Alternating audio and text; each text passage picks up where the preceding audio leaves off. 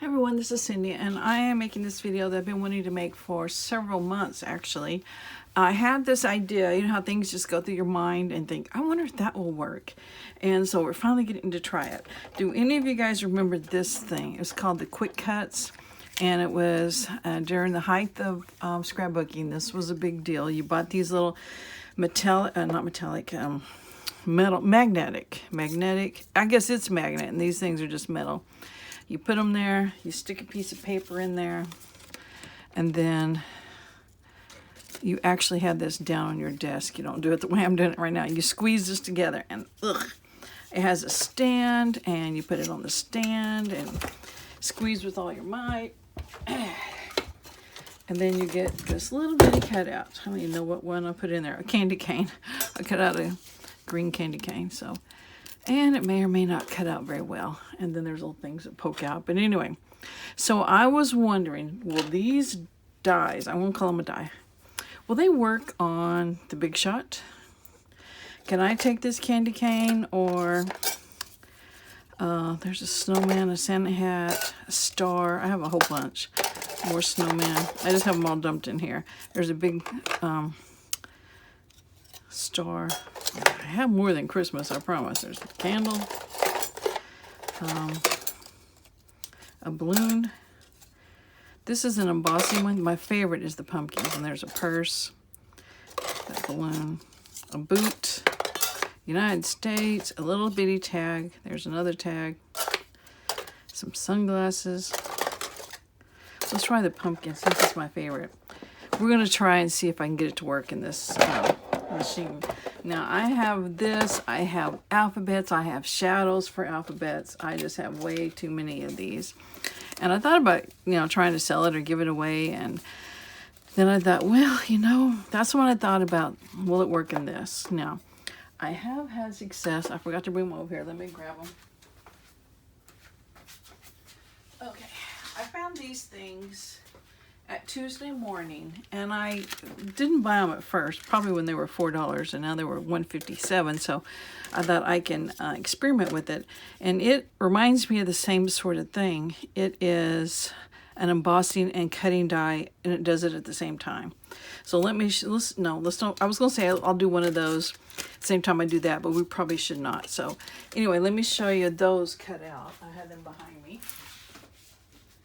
and they're very cool. This is one where I have the two different ones. One has little things that poke out, and then one doesn't. So that's them.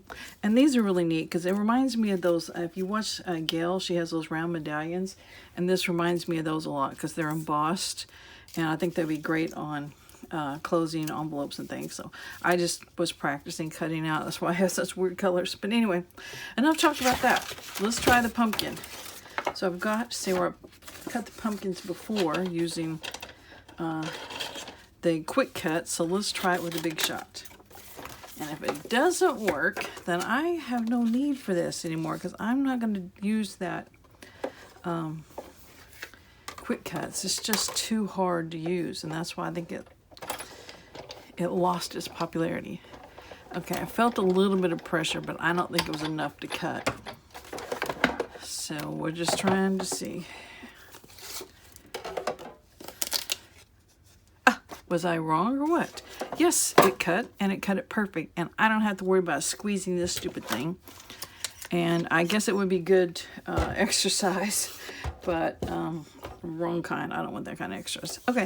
Okay, I am thrilled. So let's cut some more stuff out. Let's see, here's a star. We can do that star. And I'm going to do another pumpkin because we got pumpkins coming up. Let's do a star.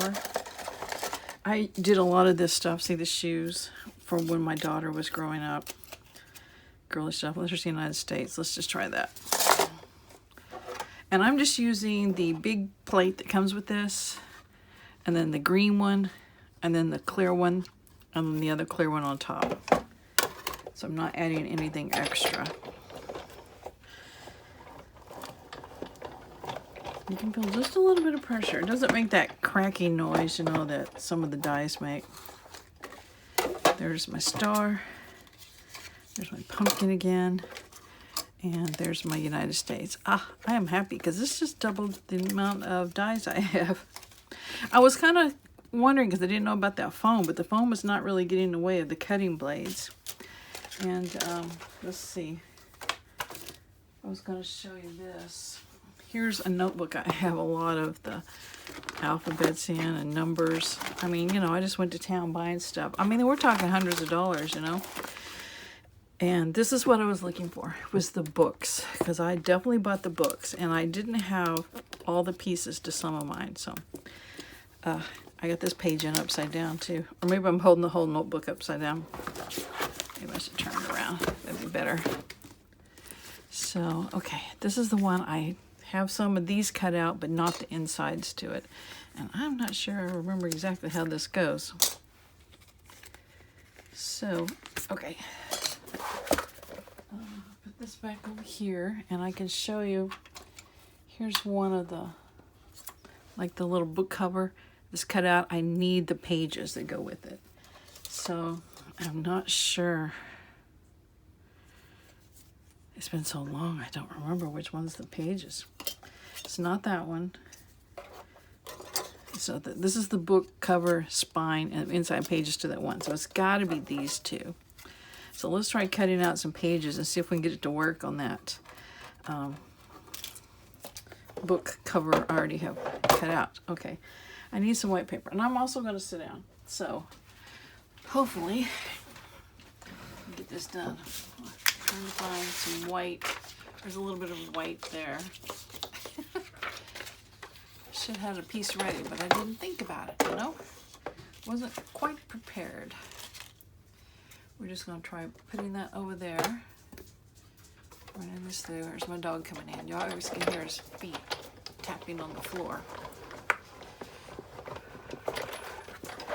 Okay.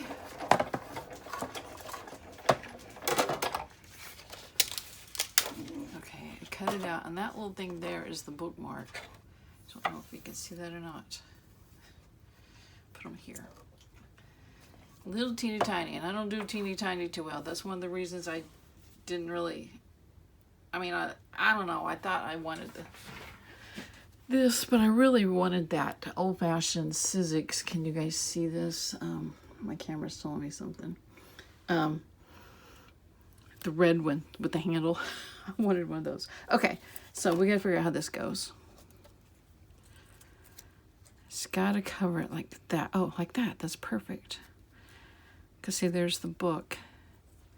And then the bookmark, it's hard to tell because it's the same color. Does it stick out of the top? I guess you can have it sticking out the top. Let me turn it around. I'm not sure. I'll have to see if I can find the picture of it. Maybe it's in here. Got shoes and glasses. Oh, I don't remember the butterflies. That's a dragonfly. It's a tag leaf. Okay, these are jammed together with a piece of washi tape. Come on. Oh, that's trying to patch that one. U.S. That's how it works. Okay, the bookmarks on the back side. Oh, in the bottom. Okay. All right. Well, now that I know this works, I'm going to cut out some more of these two. That and wherever it went to, right here. And make some of these just for decorations for my reading journal. So I'm going to get to it. And if you have one of these and a bunch of these, you might try it with the Big Shot if you've got it. And I think they're smaller. I don't know what it's called when it's not this big. But anyway, you might give it a try. So I thank you guys for watching, and I'll see you in the next video. Bye. Hey everyone, thanks for watching the video I just made on the Quick Kutz and the Sizzix. I had another video, but it was kind of short, so I just thought I'd tack it on to the end of this one. It's about making fabric tabs. I'll see y'all later. Bye. Hey everyone, happy Saturday morning to you. I just wanted to come and make a really quick video and show you a couple of things. And one of them is I had shown some of these book plates earlier. And these books belong to, and from the desk of, and there's some they're like little bookmarks. It says this book belongs to. I know I've shown you a few of these before. Like I think this is one I showed you before, and I think the one with the flowers. And I didn't remember where I had gotten them from. So, and I printed these more than one time, so you're going to see them over and over again. But this is definitely one I did not have printed before. and about the library paste. I just wanted to make sure you knew that it was from bountifulheirloom.blogspot, and I think it's .com, but I wasn't sure, so I put a question mark there. I think you can definitely do a Google and find that, do a search. So I just wanted to make sure that I gave her credit where I got these, and I printed out a whole bunch, so I've got more to put in here, plus the other journals I'm going to make, which brings me to the information that if you saw the accordion folder I made out of my atlas, I finally got all that stuff out of the atlas, and I had 14 bags of ephemera, so like 14 more journals. And I was thinking it was 14 altogether, but it's 14 plus 3, so that's 17. So I think I've got the reading market covered. So I got those out, and that was great. But at the same time I was cleaning up that, organizing that, I ran across, I was trying to fill up my drawers that I bought at the thrift store the other day. You may have heard me talk about it on the other video. 5 plastic drawers, $6. I've been wanting a drawer unit near my desk so I can put the stuff that goes with the current journal in those drawers instead of on my desk. And I got most of it cleared off, but not all of it. So anyway, I put those drawers on a cart I already had, so it makes it, they move around, of course, because it's a rolling cart. And it means they also don't take up any extra floor space because I already had that cart there. And I'm going to put a picture of it at the end of the video so you can see what it looks like. It's definitely mauve, not mauve, that baby dusty blue, whatever it was from the 80s or 70s or 90s, whatever it was. But I don't care what it looks like. They're big drawers and they hold my stuff. So anyway, I was doing that and then cleaning out, and then somewhere, you know how your brain just kind of does its thing. I thought I'm going to make some more tabs for this journal, and I have all these as a bag of little scraps of fabric that was left over from a crazy quilt project. And I thought I'm just going to layer some fabric up and stitch around it. There's the stitching on the back, and if you can see, make sure I got that. I had a red bobbin. I didn't bother changing it. And my thought is I'm going to fold those in half, glue them on the page, and they're just going to be little scrappy tabs. And I just grabbed some yellow and reds and made 3 for this journal. And then I thought, well, what else can I make? So I grabbed some kinds that would go with the, you know, I have botanical flower journals all the time. So I just picked some of the greens and pinks, and this is peach. And did the same thing, just stitched them on with the sewing machine. And then I thought, what if I started with this one. What if I get a bulb pin, and I think it's lost by now because I gave up on it, and put a couple of beads dangling off. And I guess I probably, if I really worked with it, I could get it to work real well, but I thought it just didn't dangle right for me. So I thought, okay, why don't I just stitch those on by hand? So I just grabbed some needle and thread and put those on. And what's nice about these tabs, they'll stick out, and then those beads won't really bulk up your pages because they're sticking out. So. And then on this one, I had some of these little sequins, and I stitched those on. And then here's one. I just had this little dangle already in my bead box, and I just stitched it on. And those are 3 tabs ready to go for some botanical journal. And then I was just messing around with some more, and I thought, just got these neutral colors and did the same thing, except I experimented with these. This had fuzzy stuff. I stitched them on just like I did the other, so you can see the running stitch across there. Or not running stitch, straight stitch. And then I took the machine and did a zigzag along that way. So you would just put glue here and wrap that around your page like this. Let's do this one.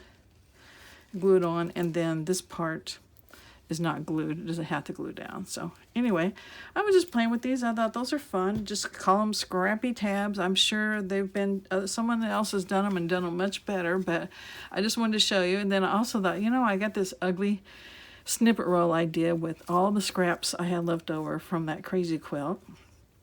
And one day I just got them and some strips of fabric and just sewed them all up. And I actually use them for page borders. So like here's one in the book. And I thought, you know, well, there's a tab already in the making. You just snip off the size you want, fold it in half, and you got a scrappy tab. Now, if you don't like all those things hanging out, then you can just take your scissors and trim them up a little bit. So, like, you can trim that up. So, anyway, there's a bunch of them already made up, but these I kind of like because I stitch around them. So, anyway, that's all I have for today. I think that's it. I wanted to talk about scrappy tags. Oh my God. Okay, yes, so stay tuned for the picture of my lovely drawer unit. See y'all later. Bye.